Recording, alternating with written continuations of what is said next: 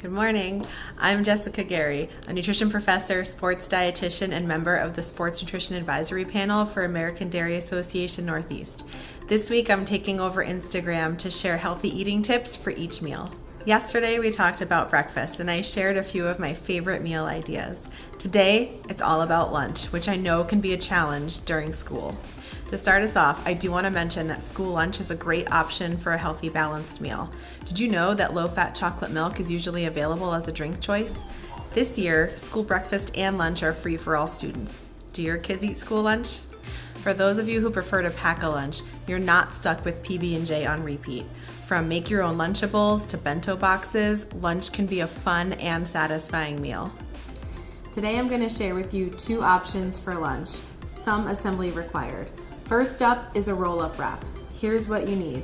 You can swap in whatever veggies you like. Depending on when you eat lunch, you can either make this in the morning and pack it, or you can keep all the ingredients separate and assemble it at lunchtime. All right, so first up, spread the cream cheese and then layer the vegetables on top. I like to add a little crunch of sunflower seeds, and the finishing touch comes from some shredded cheese. Now you're ready to wrap and roll. Enjoy this wrap with a serving of milk. Look for the shelf-stable options and a piece of fruit with some peanut or almond butter. Bon appetit. On to lunch option number 2. I mentioned bento boxes earlier. These are really popular right now because they're so fun. Have you tried them with your kids?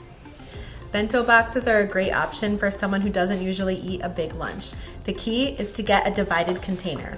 You've got lots of options out there. The goal is to include a carb, a protein, a fruit, a veggie, and of course, something from the dairy group. The combinations are endless. This is my fave. September is Food Safety Awareness Month, so I do want to remind you that it's important to make sure your lunch stays cool or hot. Use an ice pack or a container. Can you tell we like Pokemon in my house?